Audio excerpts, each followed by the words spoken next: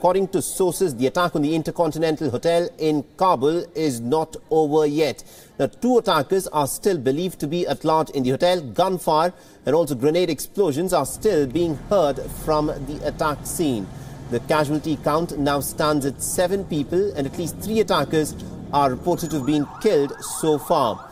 And also, according to sources, the Taliban has claimed responsibility for the attack on the Intercontinental Hotel. The group claims that 5 attackers were involved in the incident.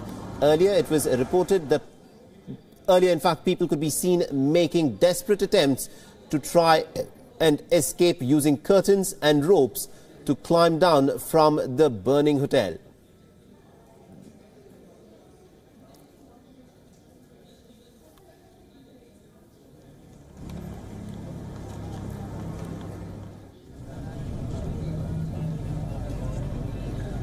جواز يوم ما وجه ولا ده شو كشرو يا وسوزا يزان بچكا رقم چکی بچكا کڑکے میں کولا ہو یو رجائی میں واخ استغه میں کڑکے کو تړل چې تړل هغه سره چې وزن زیات بو البته زما لاس کنټرول نشو منځ کې ورو مې پرې خو لا ما سیمټ زیات ور وګورځیدم.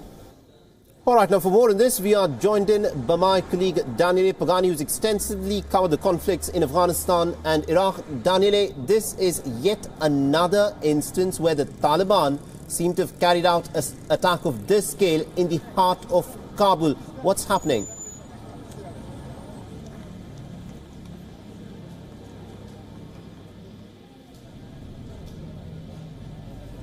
Right, Daniele Pagani, if you can hear me, my question to you was, this is yet another instance where the Taliban seem to have successfully carried out an attack of this scale in the heart of Kabul, something which is a city that has been turned into a fortress.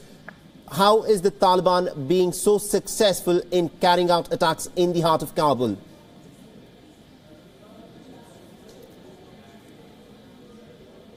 Right, we'll try and get my colleague Daniele Pagani there. But these are the latest visuals that we are getting from the Intercontinental Hotel in Kabul city. And also, according to reports that have in fact come in, it's being said that the hotel was in fact the venue for an important meeting that had been called in by the Afghan government, where about 40-odd dignitaries were present. So what is interesting to note here is that the attack took place at a time when there was an important conference of the government that was going on inside the Intercontinental Hotel. And also we are given to understand, according to different conflicting reports that have come in, that as many as 160 people have been rescued from the Intercontinental Hotel so far. And also Najib Danish, who is the Interior Ministry spokesperson of Afghanistan, has told the media that as many as 41 foreign dignitaries were present who have now been rescued. And also, according to reports that have come in, 7 people are reported to have lost their lives. And also what is interesting to note is that just a couple of months back, there was an intelligence alert given by the US Embassy stating that this hotel could actually come under attack. Right, we now seem to have my colleague Daniele Pagani, who joins us from Jordan. Daniele, you've covered Afghanistan extensively.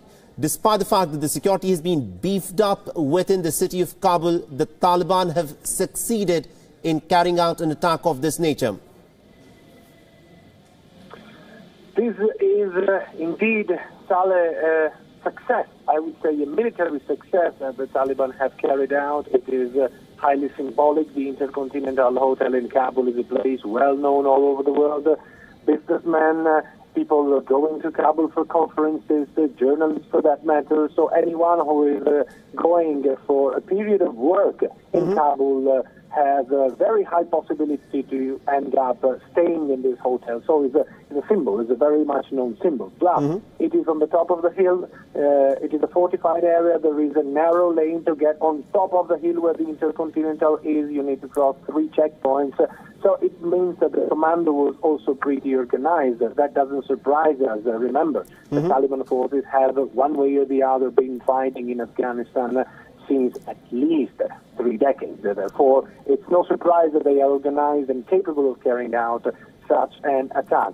Another success for the Taliban forces, another, unfortunately, very, very serious blow to the security situation in Afghanistan, and specifically in Kabul, which is unfortunately plummeting by the month. Absolutely, indeed. And despite the fact that, the US-led coalition has been fighting the Taliban since 2001, and we are in the year 2018, despite that, Taliban's ability to carry out attacks of this nature has not been blunted. What is the US coalition doing wrong? Why is it that the Afghan government not able to completely stamp out the Taliban? Because according to reports, it's the Taliban which appears to be on the ascendancy at this point of time. I think one of the mistakes that the United States-led coalition is doing is the incapability of establishing a solid and continuous dialogue with the Taliban forces. Unfortunately, when you start a military campaign, and this military campaign lasts for more than 16 years, and still you have a country where Taliban have a military presence in at least 50% of the territories, it means that the military solution is not working at all. Remember that the Taliban have proven to be extremely resilient for several reasons. So one of the reasons being the fact that they act exactly like a sort of a parallel state. So they do provide jobs, they do provide salaries to people in the places they control, they do provide a sort of a law system, and unfortunately the law and enforcement system of Afghanistan in many provinces is highly prone to corruption, and the Taliban are perceived by the local population as an element of stability, as strange as it may seem to us observers outside Afghanistan.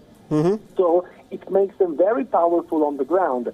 Plus, militarily, remember, they know precisely the area. Even special forces of the United States have now become familiar, after 16 years. So you do become familiar with the terrain on which you're fighting. But the Taliban are also, many of them are also Afghans fighting in their own ideology for their own nation. So it's also a nationalist movement. So if you put together nationalism, the capability of behaving like a state, the capability of making and giving money to the local population, all these make the Taliban powerful, and the military solution not absolutely the good solution to stop fighting. The table of negotiations must be there, must be stable, and a way must be found out of it. Absolutely. We'll have to leave it there. Thank you very much indeed, Daniel Pagani, for having joined us from Amman in Jordan and having got us the insight on this developing story. And we'll, of course, keep getting you the details as the story unfolds.